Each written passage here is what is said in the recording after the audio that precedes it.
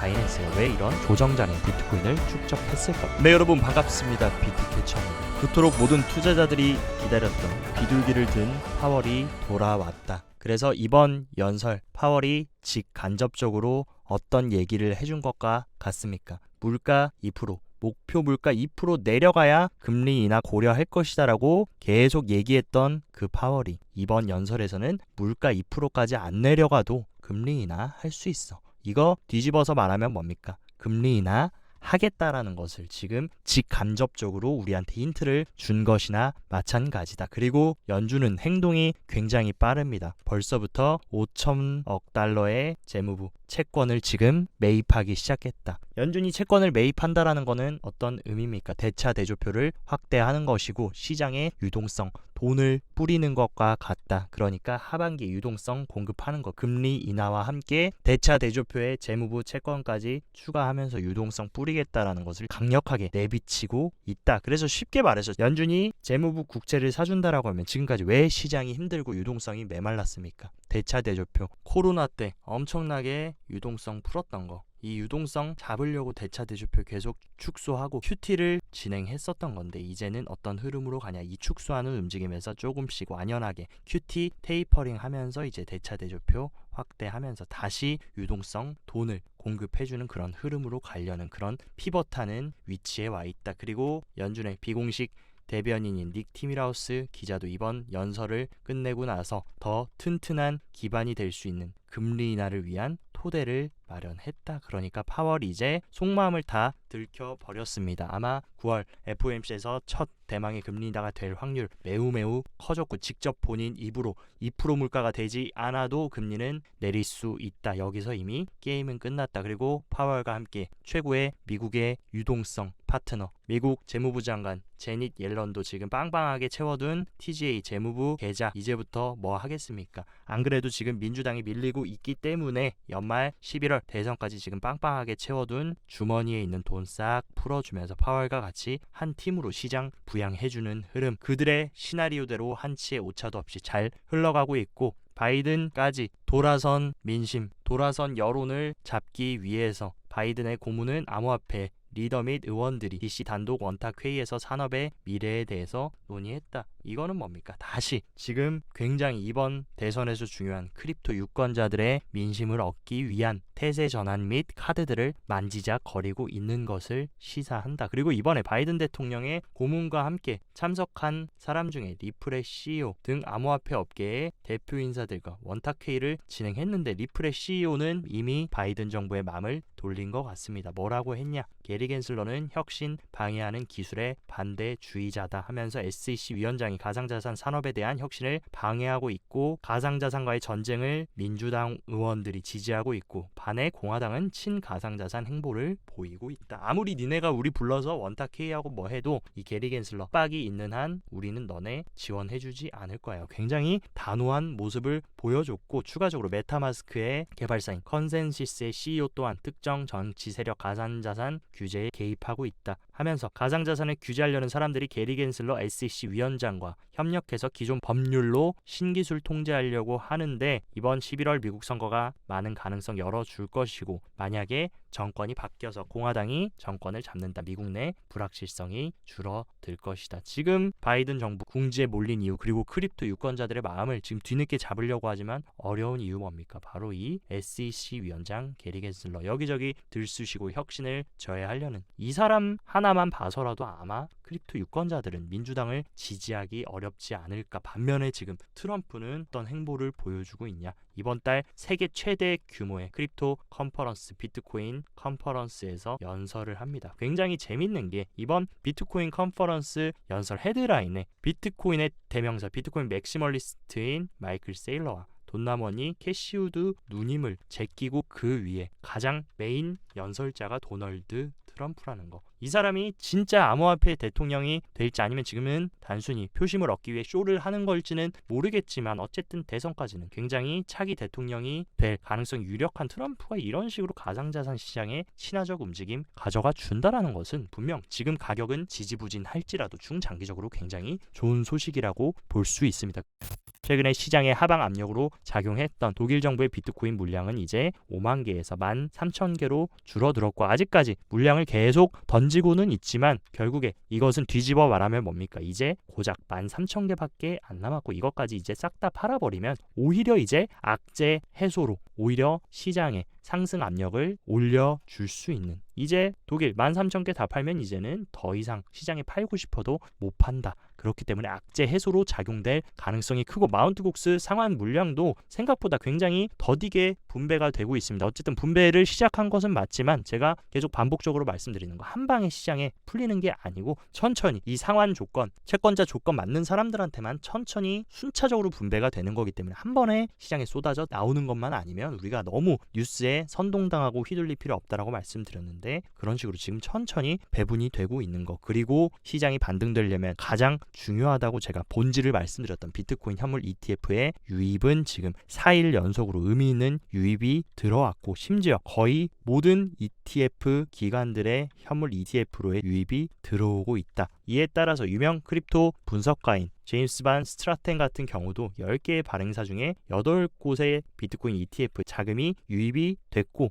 유입된 자금의 폭이 매우 넓다. 최근 한 달 동안 이런 모습 볼 수가 없었습니다. ETF에서 자금이 계속 빠져나가면서 시장 약보합하고 지루한 움직임 보였던 건데 지금 이런 식으로 4일 연속으로 모든 발행사들한테 자금이 들어오고 있다는 거. 투자자 전반의 투심이 서서히 약세 심리에서 턴어라운드하는 회복하고 피벗하는 국면에 우리가 들어와 있다는 것입니다. 그리고 제가 최근에 가장 의심스러웠던 인물 크립토 시장의 돈 냄새 잘 맡기로는 둘째가라고 하면 서러울 인물인 바로 트론 창시자 저스틴 선이 무려 2월 달부터 지금까지 36만 개의 어마어마한 천문학적인 이더리움을 매집했습니다. 왜 이런 식으로 이더리움을 매집했을까? 중장기적으로 이더리움 현물 ETF가 승인될 부분을 예측하고 그리고 하반기에 이더리움이 어떻게 흘러갈지를 알고 미리 매집과 축적을 한 것일까? 그리고 저스틴 선은 손해볼 장사는 절대 안 하는 그런 인물임을 비추어 봤을 때 분명히 그가 이런 어마어마한 이더리움을 2월부터 지금까지 계속 매집했다라는 거 분명히 시장 시즌 종료가 아니라 하반기에 무언가가 있을 가능성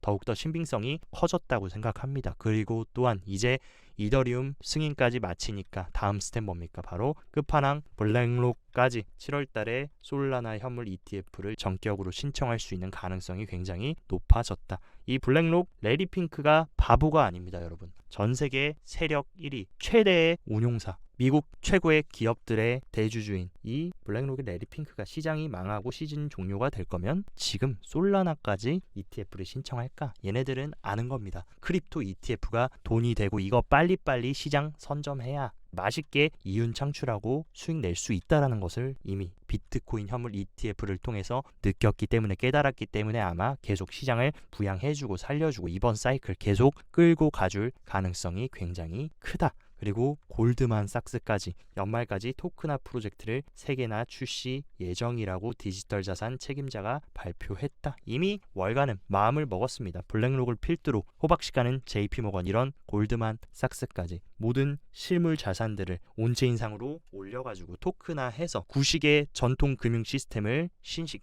디지털로 이동시키려면 블록체인이 필요하고 토크나 RWA 시장이 필요하다라는 거 그런 것들이 수면 아래서 우리가 표면적으로 눈에 보이는 것만 믿는 투자자들은 절대 성공할 수 없다. 이 이면 아래 숨어있는 이 진짜 본질 이 마켓메이커들 시장 조성자들이 어떤 계획을 꾸고 있고 큰 그림을 그려나가는지 이 밑바탕을 모르시면 아마 이 험난한 크립토 시장 변동성 크고 올렸다 내렸다 가격으로 흔드는 시장 아마 살아남지 못하실 겁니다. 우리는 항상 그들의 행간과 근간을 파악해서 진짜 의도를 파악해야 된다라는 거. 그리고 또 굉장히 반전 소식이 들렸는데 기존에 미국한테 두들겨 맞고 제재받기 전에 어떻게 보면 크립토 시장의 왕이라고 볼 수 있었던 세계 1위 거래소인 바이낸스 전 CEO 창펑자오가 이번에 자금세탁법 위반으로 4개월형을 마치고 다시 크립토 시장에 컴백을 할 수 있다라는 소식이 들려오고 있습니다. 분명히 크립토 시장에 굉장히 영향력 있던 인물이기 때문에 창펑자오가 다시 시장으로 돌아온다. 그리고 여러 가지 죽어있는 크립토 시장의 분위기, 내러티브들을 살려주면서 바이낸스가 적극적으로 지원해준다라고 하면 분명히 중장기적으로 고무적인 소식이라고 볼 수 있고, 또 최근에 굉장히 의미 있는 온체인상의 움직임이 보였는데 비트코인 가격이 지지부진하게 횡보하고 하락하면서 보통 대부분의 거래소에서 비트코인 보유량이 하락하는 움직임을 보여줬는데, 바이낸스는 이렇게 가격이 폭락하는 기간 동안 무려 41,000개의 비트코인을 축적했다.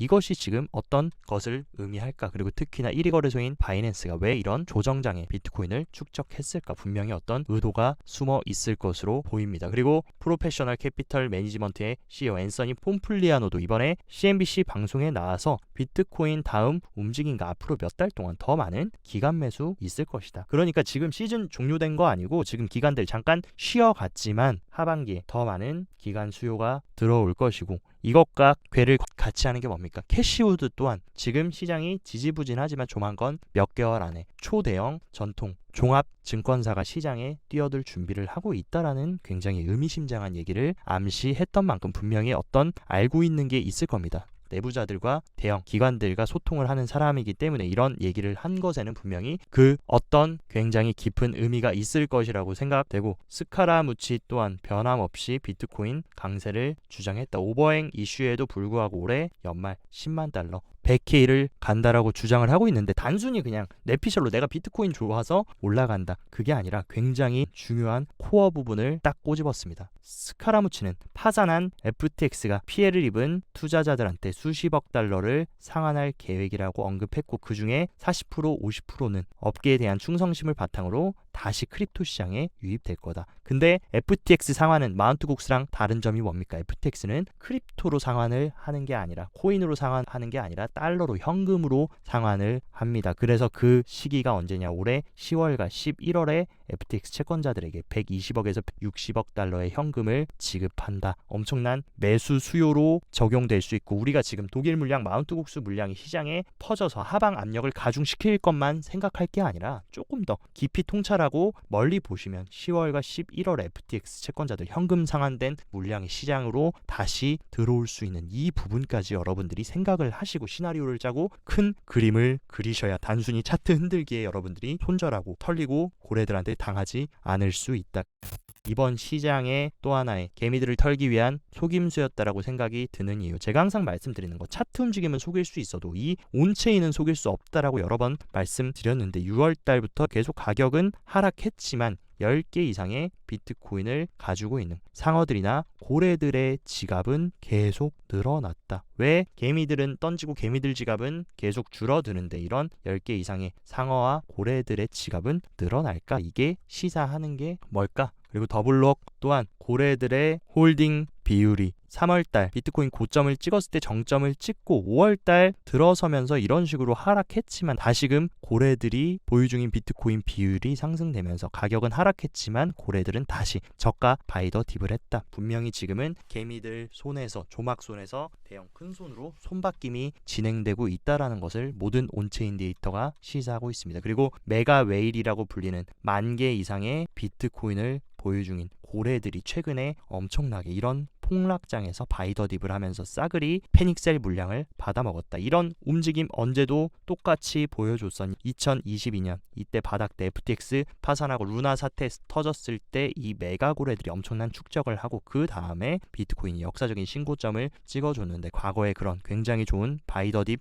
구간과 비슷한 정도의 비율로 고래들의 홀딩량이 상승했다라는 거, 분명히 누군가 시장을 조성하고 차트를 그리는 운전수들은 큰 그림을 그리고 있음이 분명하다라고 생각합니다. 그리고 스마트한 트레이더들, 그리고 스마트한 고래들이 많기로 유명한 비트파이넥스 또한 최근 비트코인 가격이 이런 식으로 급락하는 이 시기에 오히려 비트코인 롱 물량을 비트파이넥스 고래들은 늘렸다. 분명히 지금 조정이 단순히 기술적 조정이고 추가적으로 하락해서 시즌이 종료될 거라고 했으면 아마 이런 식으로 엄청난 롱을 잡지는 않았을 거다. 근데 얘네들이 롱을 엄청나게 지금 축적을 하고 있다라는 거, 분명히 하반기에 우리가 모르는 어떤 큰 그림을 그리고 있지 않을까. 그리고 주기영 대표 또한 같은 얘기를 해줬습니다. 대부분 유출이 없는, 잘 비트코인을 팔지 않는 굉장히 중장기적인 영구 비트코인 보유자들이 지난 30일 동안, 이 30일 어땠습니까? 공포 탐욕지수 완전히 완전히 바닥치고 사람들 다 시즌 종료다, 망했다, 비트코인 다 손절하고 업비트 지우신 분들이 가장 많았던 지난 30일 동안 8만 5천 개의 비트코인을 누적했다. 근데 이 지갑 주인이 ETF도 거래소도 채굴자도 아니다. 패닉셀을 하는 개인들이 매도하는 동안 누군가는 매수를 하고 있었다. 이런 식으로 영구 보유자들이 이번 조정 때 엄청난 매집을 한 것을 우리가 온체인 데이터에서 확인을 할 수 있습니다. 그래서 결론은 어쨌든 지금 시장에 표면적으로 보이기에는 지루하고 계속 보합하고 횡보하고 답답한 움직임을 보여주고 있지만 분명히 또다시 언제나 상승장 중간중간에 한 번씩 있는 물갈이와 손바뀜은 계속 진행되고 있고, 그것이 지금 세력들, 기관 투자자들의 그런 말이 아니라 행동들을 보고 온체인 데이터는 거짓말을 하지 않기 때문에 온체인 데이터들의 수상한 움직임을 봤을 때 분명 후반전을 준비하고 있을 가능성이 굉장히 큰 상황입니다. 그리고 우리들의 제롬 파월까지 지금 매크로 시장까지 불확실성을 완전히 시키면서